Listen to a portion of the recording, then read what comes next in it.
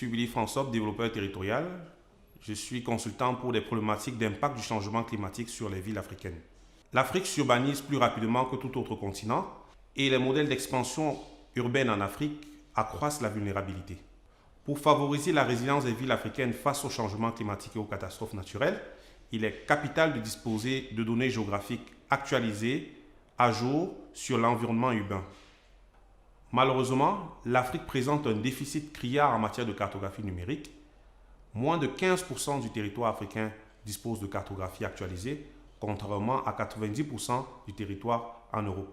Il est donc urgent de disposer de nouvelles procédures de production de données numériques requises, tout en donnant la possibilité de développer et de renforcer les capacités des acteurs locaux en matière de cartographie.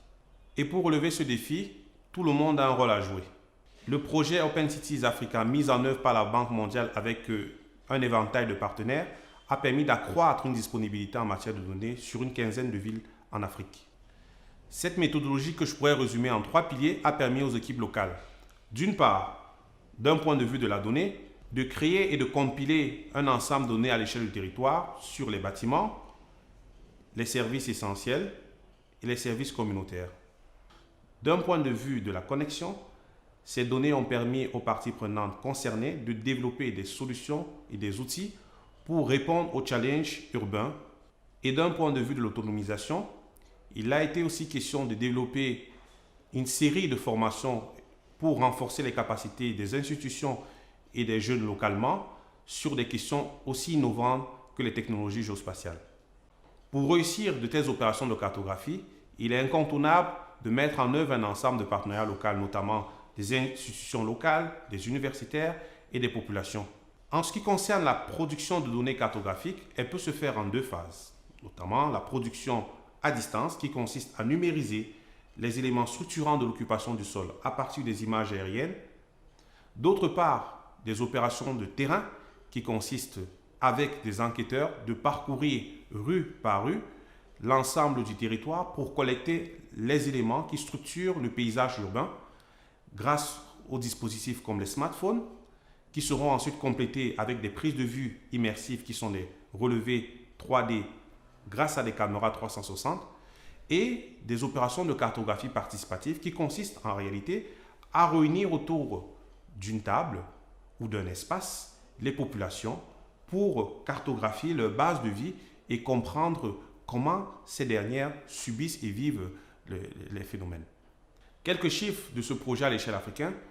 Plus de 2000 étudiants ont été formés dans les universités, 1000 citoyens pratiquement engagés pour une production globale d'1,5 million objets géographiques, avec la création de 3 hubs d'innovation que nous avons appelés des académies de la résilience, avec une implication de pratiquement 40% des jeunes filles sur les opérations de cartographie digitale.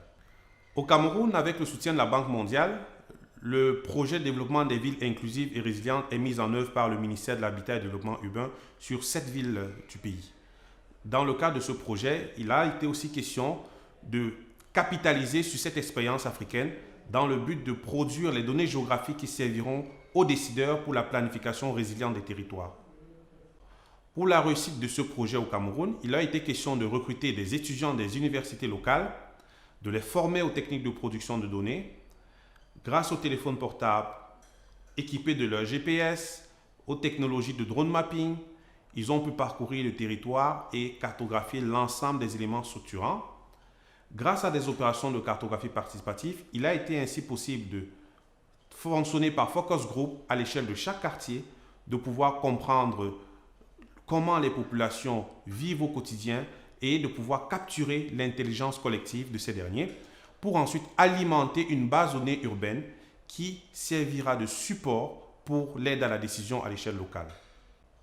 En termes de résultats, des outils ont été produits à l'échelle locale, comme des atlas, des géoportails, qui ont servi finalement de base pour alimenter les systèmes géographiques des collectivités, qui aujourd'hui sont des éléments incontournables pour la planification urbaine résiliente, parce qu'ils permettent de superposer à l'échelle du territoire, de manière digitale et virtuelle, les projets, les opérations, les risques naturels et plein d'autres informations qui permettront aux décideurs de pouvoir finalement modéliser le territoire et l'avoir dans son bureau et de pouvoir s'en servir comme outil de plaidoyer aussi pour la société civile, mais surtout de pouvoir améliorer le dialogue avec les acteurs locaux.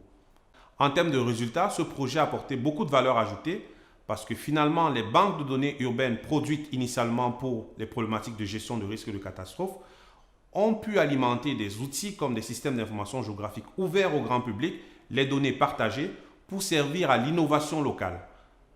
La société civile, les citoyens, les universitaires ont désormais accès à un portail unique où toutes les données sont centralisées. Le décideur peut, sur une base, visualiser les interactions du territoire de manière à pouvoir le modéliser et de se projeter sur ces outils de planification qui aujourd'hui structurent la vision numérique et digitale à l'échelle locale. 4 leçons à tirer. Premièrement, une jeunesse forte, dynamique, connectée aux nouvelles technologies.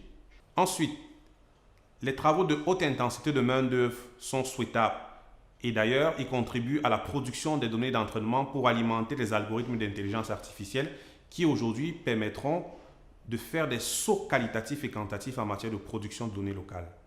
Une autre leçon à retenir, le changement climatique, en augmentant la fragilité, accélère la prise de conscience du politique sur la nécessité d'anticiper et d'agir sur les problématiques urbaines. Et enfin, tout le monde a un rôle à jouer. L'intelligence collective est la base des villes inclusives, résilientes et durables.